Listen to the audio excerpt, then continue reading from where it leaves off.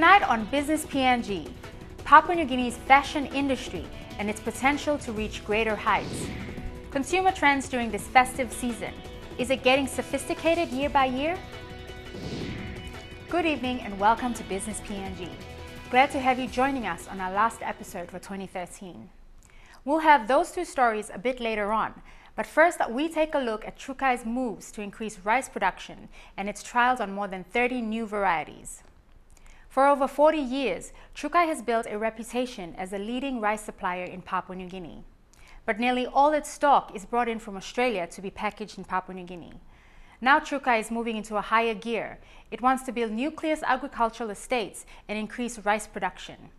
In partnership with the National Agriculture Research Institute and the PNG University of Technology, they are trialing 36 new varieties of rice.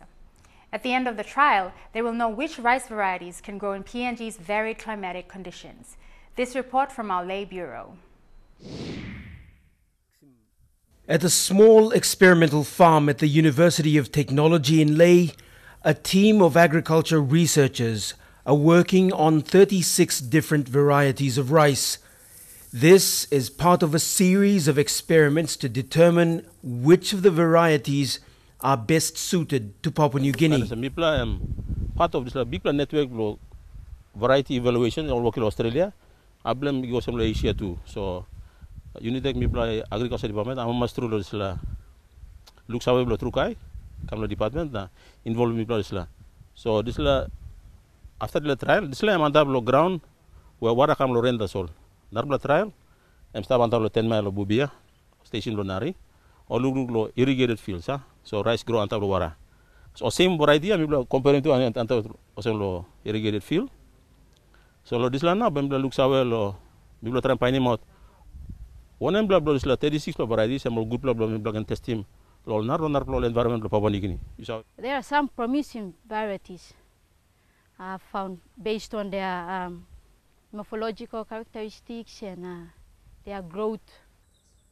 The 36 rice types come from various parts of the world, Africa, Asia, and Australia. While rice may flourish in other parts of the world, studies have shown that Papua New Guinea's varied climate conditions and unpredictable weather make rice growing quite difficult. Papua New Guinea got kind, some mountain, some flats, some swamp, some dry place, so we try to look.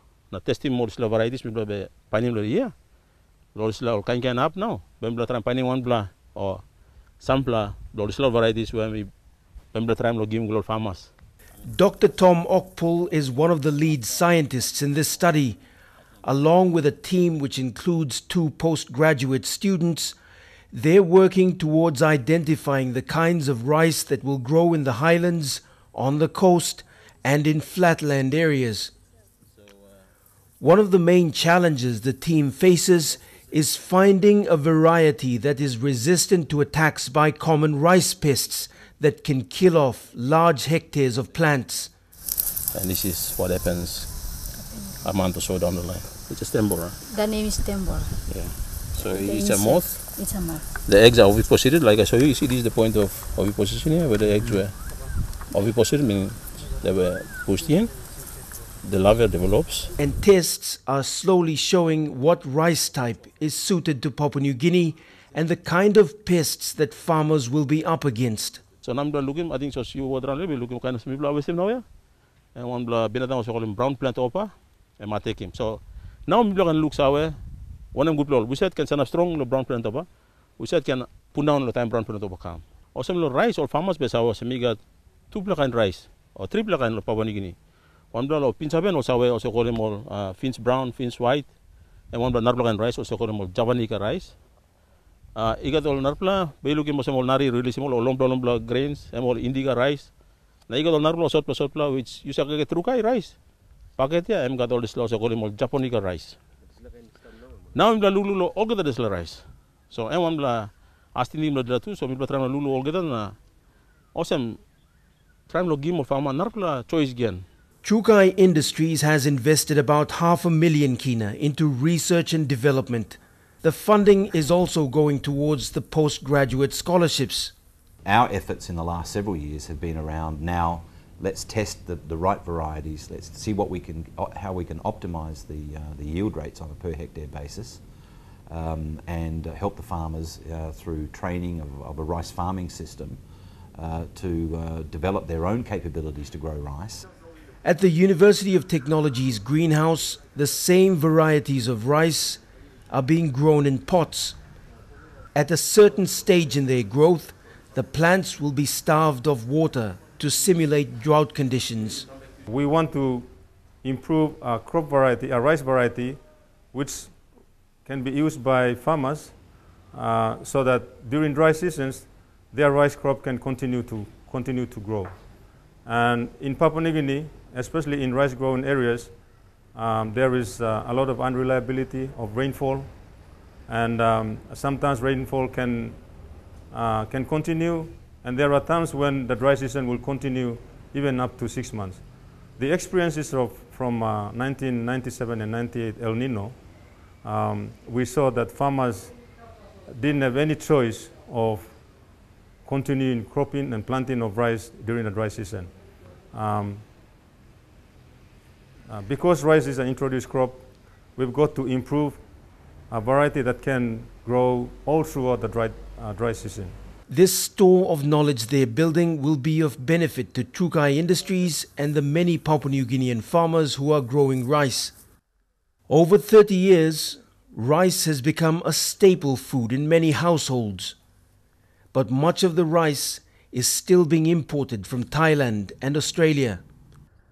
Trukai is now looking at building nucleus estates for rice to be grown. It's an ambitious plan that has been in the making for the last 18 years. At the moment, we do not have exact number of farmers who can grow rice, but we have assessed from our preliminary visits to the province that there are a lot of interest with farmers who want to grow rice. At Trukai's farm at Gambatsum, about 100 hectares of rice is being harvested. This is the first step towards increasing Trukai's seed stock and the availability of seeds to farmers. What we are doing is multiplying this, and we will take these seeds and then take it up to our main farm with Sabet Arab, and we are already doing some work to develop about 100 hectares plus. So we can multiply these seeds and then distribute it out to a lot of the farmers in the country. The project has been partly successful. While much of the crop has survived, some have been destroyed by pests. With increased focus on agriculture by the government and new growth in Ley City, the investments made now are expected to yield big rewards if Trukai Industries uses its 40 years of experience and knowledge to expand its business.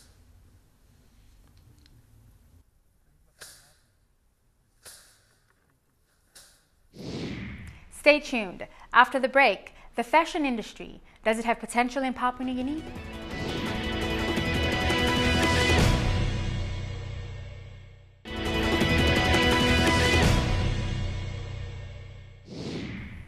Good evening. Welcome back to Business PNG. The global fashion industry is a $1 trillion industry worldwide. As more innovations are introduced, the industry is becoming more and more advanced. However, the industry is very much new in this part of the world, especially here in PNG, where there has been a call to maximize its potential. Last month's Port Moresby Fashion Week showcased local fashion designers and how the fashion industry can be developed to become an important contributor to the country's economy. But the question is, can the fashion industry be fully developed in PNG?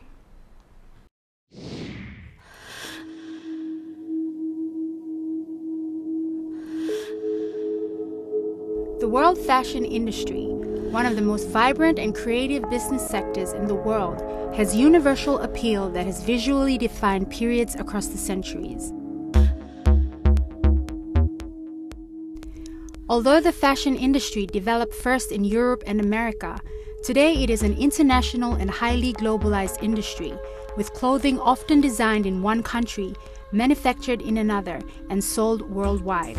A product of the modern age, the industry employs millions of people around the world. In the Pacific, fashion as an industry is relatively new. Although home to distinct designs and unique patterns interwoven into the very fabric of our culture and heritage, island nations have not yet fully harnessed this sector. In recent years, however, since the induction of the now famous Fiji Fashion Week, the industry has gotten a boost in the Pacific, particularly in Fiji. The week-long event brings together designers from across the Pacific and in recent years from around the world, displaying the latest designs from their collections. It creates employment. I mean, it's one of the biggest employers of people in the world.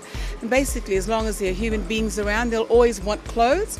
And as long as you want clothes, you'll always need designers. So all of the things that I said before in terms of producing garments, you need someone to sew it. You need all the hardware, the fabric. There are jobs in there for the media. There's jobs in the fashion photographers, fashion agents. There are a variety of jobs that it creates. So it not only creates employment, but it creates huge opportunities and careers for designers and anybody who wants to be associated with the fashion industry. Ms. Whippy Knight stated that the industry can contribute to exports estimated at $500 million a year and can hold jobs for up to 20,000 people. The global fashion industry is a $1.5 trillion industry. Fashion weeks are a way for designers to showcase and innovate, similar to the research and development process with other industries. The question is, however, whether PNG's homegrown fashion industry can grow into a million kina industry.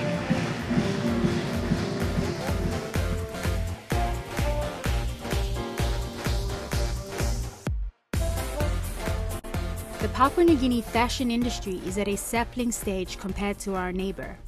However, according to industry stakeholders, the industry does have the potential for growth. There's so many ways that it can contribute. First of all, the design, people working, like women working, it's the design, it's the sewing, it's the tailoring, it just provides jobs, full stop.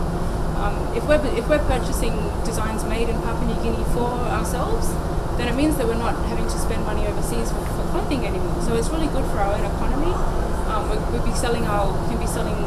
It's an industry for us to take overseas. It's like tourism. If we build this up, then we can bring money into the country from elsewhere.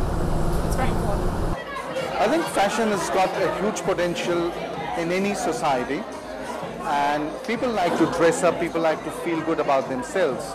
Unfortunately, there are no organized retailers that are offering fashion to the local public. I think if we or somebody else comes out with a fashion label or a fashion store, it's going to do really well. Late last month, Ms. Donaghy, along with the help of the team from Fiji Fashion Week, who traveled to the country for the occasion, introduced the Port Moresby Fashion Week here in PNG. The one-night show served as a launchpad to establish the Fashion Week brand and concept here in the country, as well as to highlight to Papua New Guineans the economic viability of the fashion industry, as well as to showcase the designs of the local and regional designers. I'm here at the Port Moresby Fashion Week, where designers from around the country and across the Pacific will be showcasing the designs right here on the runway. Amongst them is PNG's own Sarah Todd. Sarah is a Lae-based designer and creator of the fashion line PNG in Color. The fashion line's tagline is "Wear Your Culture" and is popular for integrating certain variations of the PNG color into her designs, such as the motu and tatu designs and the oro tapa. We've done the oro tapa because oro tapa is very unique compared to any other tapa, and I wanted to put them on the map. And it's beautiful. It's just really eye-catching, and also it's a talking point.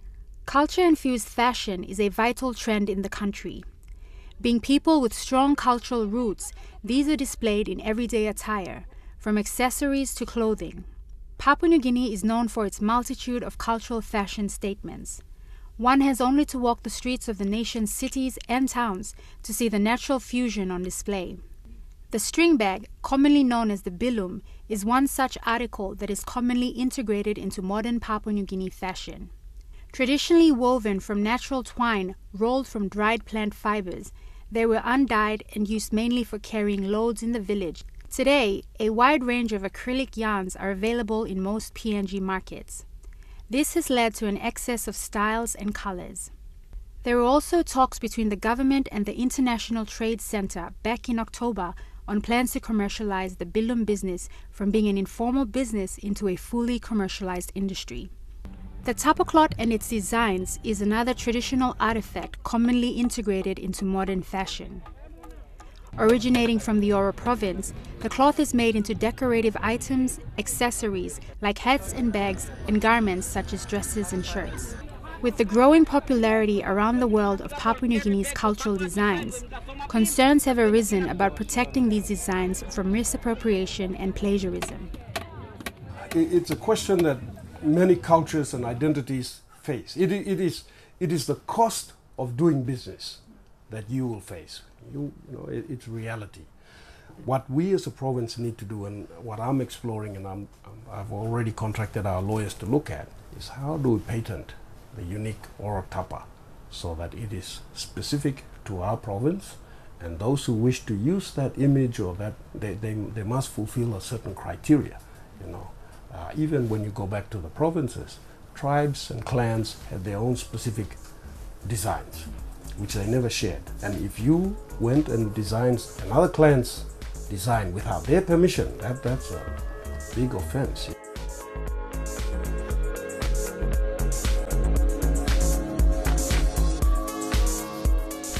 The global fashion industry is worth $1.5 trillion.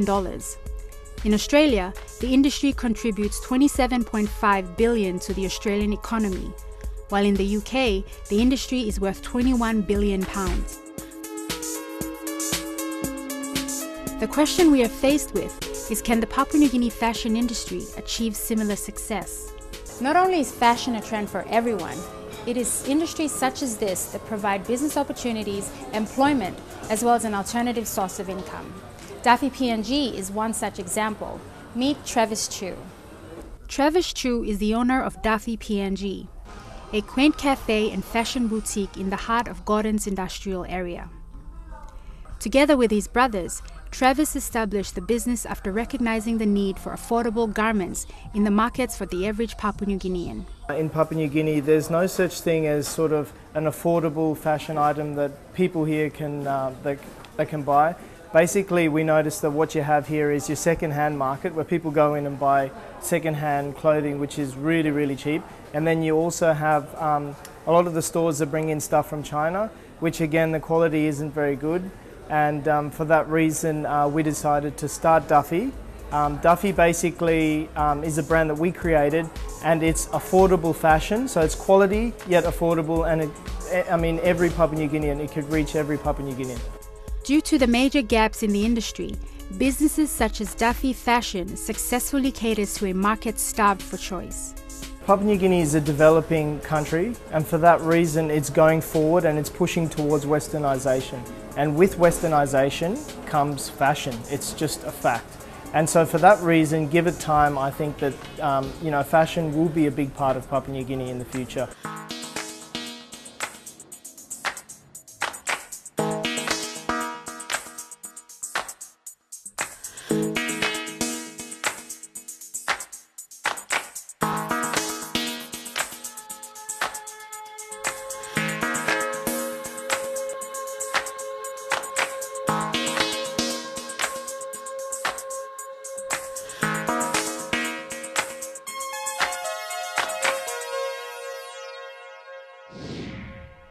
Up next, consumer trends during this festive season. Stay tuned.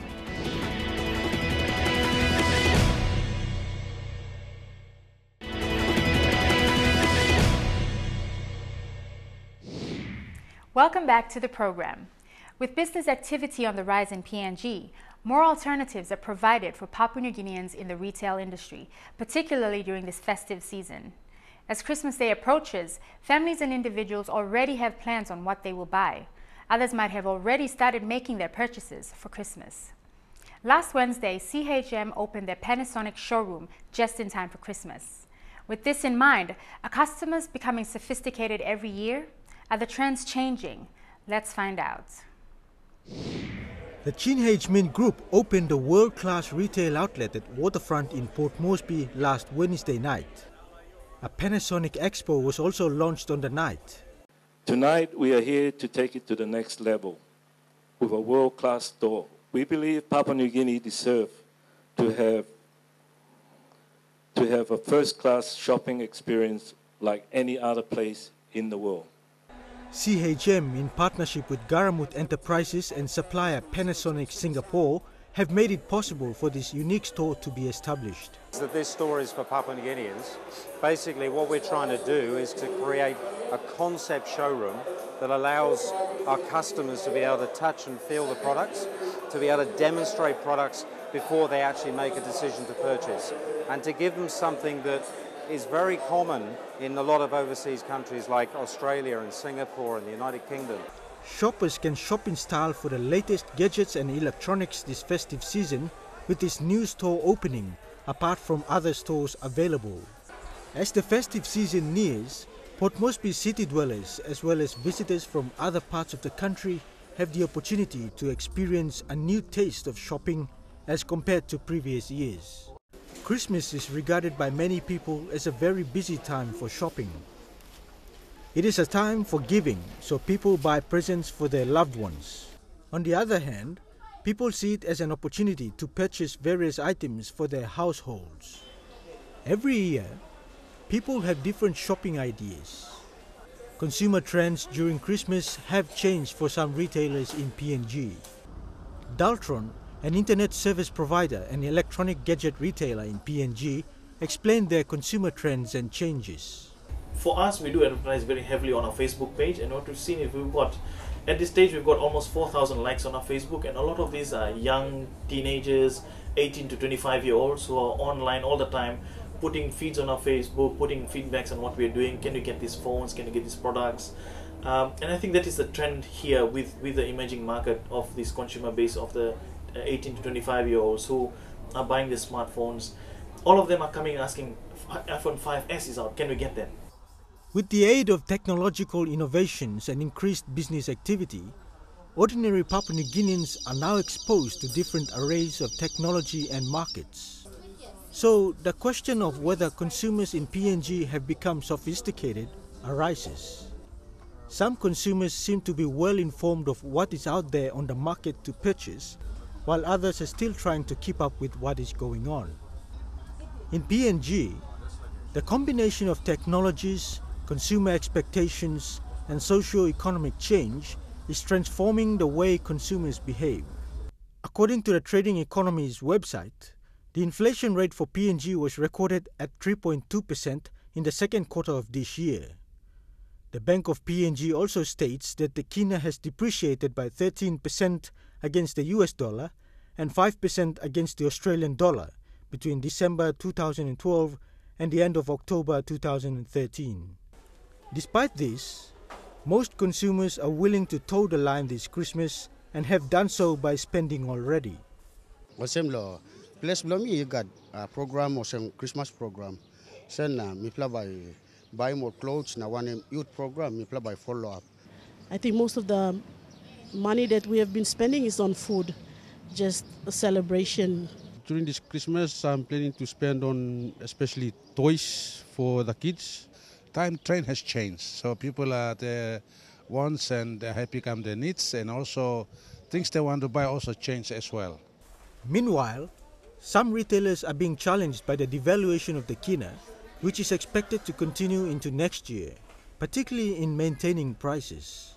CPL Group explained their stance in these challenging times during a recent interview. Though the imports are becoming dearer for us, we are using our forward covers as well as other fund hedge options that we have got to deliver the products and sell the products at the same price. So we are maintaining the same prices that we were selling the products at before the kina started depreciating. Daltron also shared their views with regards to kina devaluation for PNG. It has been one of the biggest factors for us to go and see what are the solutions and the strategies that we can implement. Just a good example is the laptops that we've been selling before at the i3 levels. We found out that if we bought the same laptops, because of devaluing kina, they're going up by at least 30 to 40%. And then that makes the affordability of the consumer way out of their reach. So what we've done now is we're going back, negotiating with the supplier on volume buy. So we'll buy huge volumes, forecasting that the consumer trend is going in such a way that we can sell this over the period of time.